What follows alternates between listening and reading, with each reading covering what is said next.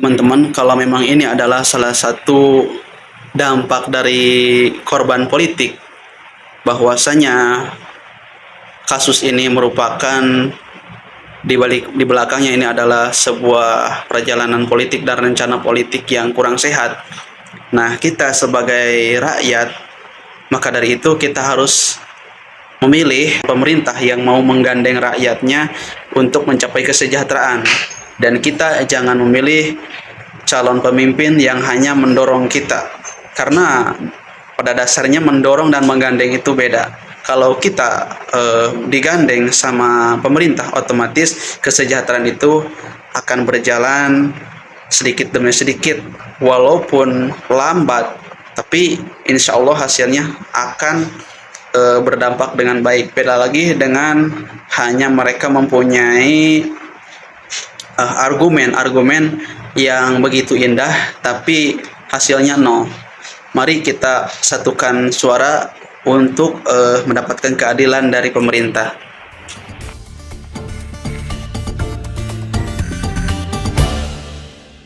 Assalamualaikum warahmatullahi wabarakatuh. Welcome back to my channel. Kembali lagi di channelnya Ujang Maulana. Oke guys, jumpa lagi. Di kali ini kita akan terus bersuara demi mendapatkan keadilan dan pelayanan yang terbaik dari pemerintah sebagai pahlawan devisa. Nah, sekarang terkait barang kiriman PMI yang masih tertahan di pelabuhan atau di Tanjung Perak dan Tanjung Mas, bahkan dapat kabar sekian puluhan sampai mau mencapai ratus kontainer di dua pelabuhan ini. Namun kebijakan pemerintah belum juga terrealisasi. Begitu banyaknya bahwa pihak-pihak pejabat yang bermunculan berkomentar di sosial media, bahkan sampai kepala BP2MI sekaligus pun sangat pening dengan peraturan dan rencana relaksasi ini dengan kebijakan yang baru yang akan dibuat ini. Pak Beni juga selaku kepala BP2MI teramat bingung dan pening kayaknya dan terasa lelah.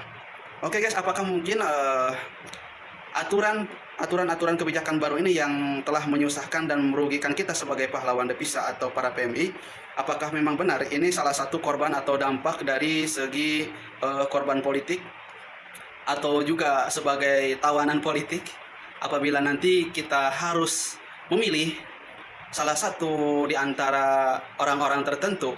Mungkin apakah benar ini akan ada kaitan dengan politik?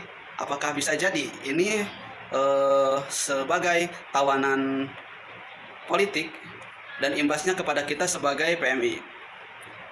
Entah kenapa sekarang padahal begitu banyaknya para pejabat yang bilang begini, intinya memperjuangkan hak PMI dan untuk mendapatkan pelayanan dari pemerintah agar relaksasi ini cepat selesai. Namun dari hari ke hari, minggu ke minggu, sekarang peraturan ini belum terrelaksasi juga guys. Entah kenapa. Apakah ini salah satu korban politik atau sandraan politik? Masa iya benar kita sebagai PMI mau dijadikan sandra politik, padahal hak kita sudah jelas tertera dalam undang-undang juga, bahwasanya lah udah tahu semua lah mungkin gimana peraturannya. Bahkan Pak Beni juga sampai bilang daya pikir pejabat itu dibandingkan dengan daya pikir PMI dan kita sebagai rakyat, rasanya lebih cerdas rakyat dibanding para pejabat. Entah kenapa Pak Beni sampai bilang seperti itu.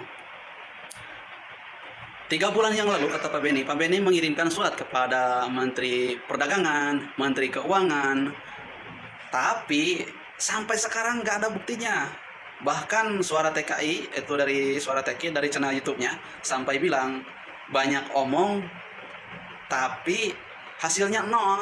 Entah kenapa ini salah satu drama atau permainan pemerintah atau permainan para pejabat. Masa harus imbas kepada kita sebagai PMI? Bagaimana negara mau sejahtera jika rakyatnya dipersulit?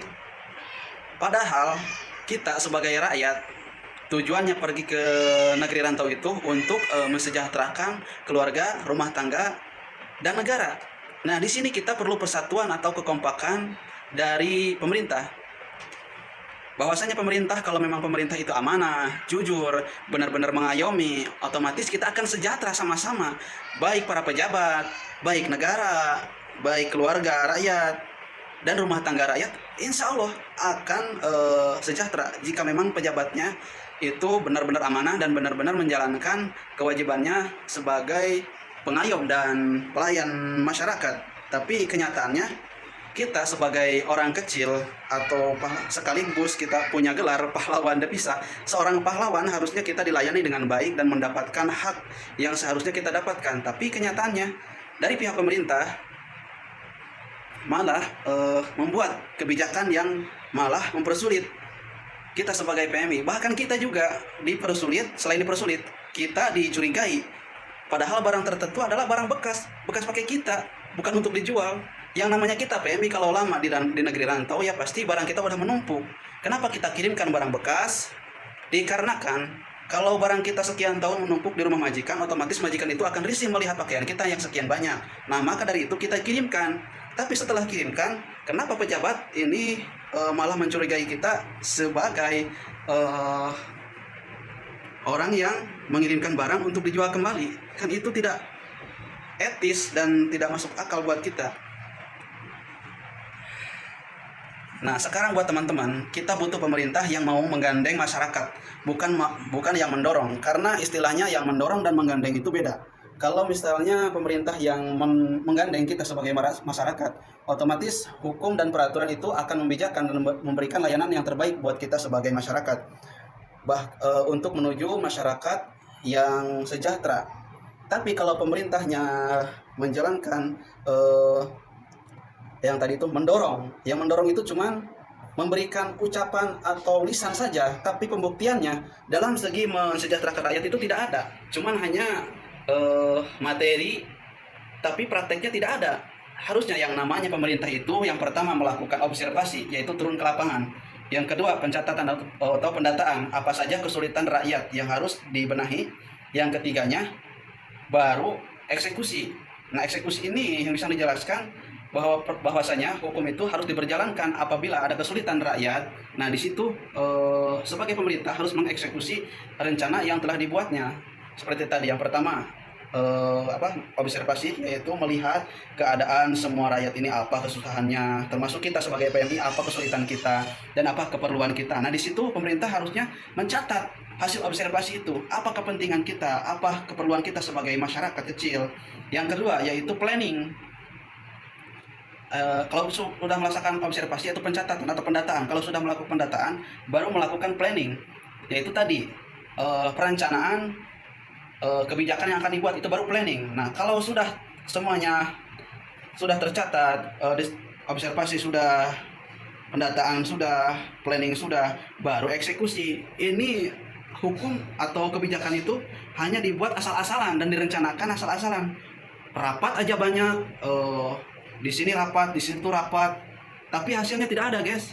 Kita sebagai PMI harusnya bersuara terus biar mereka terbuka pikirannya, dan apabila memang kita mempunyai wawasan yang lebih dari mereka, silahkan kalian berikan masukan terhadap mereka agar mereka semakin pintar, biar lebih pintar daripada kita. Nah, sekarang rasanya kita yang lebih pintar daripada pejabat. Nah, harus berani untuk teman-teman dimanapun berada, harus berani untuk memperjuangkan hak kita sebagai devisa. Oke, untuk kalau memang ini korban politik dari rancangan-rancangan mereka untuk memperlancar rencana dan jalan politiknya. Nah, kita juga harus berpolitik. Kalau misalnya mereka ingin dipilih, harusnya ya kita juga harus mempunyai pendirian yang kuat. Seperti itu, guys. Maka dari itu kita sudah mendapatkan dukungan dari PP2MI bahwasanya Bapak Pak Beni selaku Kepala PP2MI berpesan kita harus berani berbicara tegas dan lantang apabila di salah satu organisasi mereka atau dari salah satu pejabat yang berperilaku curang. Kita harus benar-benar berani mengatakan kalau mereka curang, kita teriaki curang. Kalau memang kita tidak berani, silahkan ambil foto, sebarkan, viralkan, kata PBD seperti itu. Jangan hanya diam mau berkritik, tapi kalian tidak mau melakukan apa yang mestinya, usaha untuk memperjuangkan hak kita sebagai PMI. Seperti itu, guys. Buat teman-teman dimanapun berada harus punya semangat. Jangan mengeluh. Kalau kalian mengeluh, otomatis kita akan terus ditindas. Kita akan terus dicurangi. Nah, sudah jelas buat teman-teman. kita harus benar-benar memperjuangkan, jangan hanya mengandalkan eh, pihak BP2MI, karena bahwasanya sudah kita melihat Pak Beni itu selaku kepala BP2MI terlihat amat pening dengan kasus ini, dan kita juga melihat Bang Beni amat kelelahan tampaknya, tapi beliau terus berjuang untuk kita, dan bahkan beliau sampai mau berani bersujud di hadapan Menteri Keuangan, Menteri Perdagangan untuk kebebasan barang-barang kita yang tertahan di Tanjung Perak dan Tanjung Mas. Oke, buat teman-teman dimanapun berada, semoga video ini menjadikan support dan keberanian buat kalian dimanapun berada, dan mari kita bersatu untuk mencapai kesejahteraan demi kemajuan bangsa, sekaligus kita mengurangi perilaku curang di antara mereka yang berbuat tidak amanah dalam menjalani hak dan kewajibannya. Kalau misalnya pemerintah mau berlaku adil, kita juga harus adil sebagai rakyat. Oke, cukup sekian dan terima kasih. Mohon maaf atas segala kekurangannya. Dan buat Kepala BP2MI, terima kasih atas perjuangannya untuk memperjuangkan hak teman-teman dan hak pahlawan divisa. Semoga Bapak sehat selalu, panjang umur dan murah rezeki. Terima kasih. Assalamualaikum warahmatullahi wabarakatuh.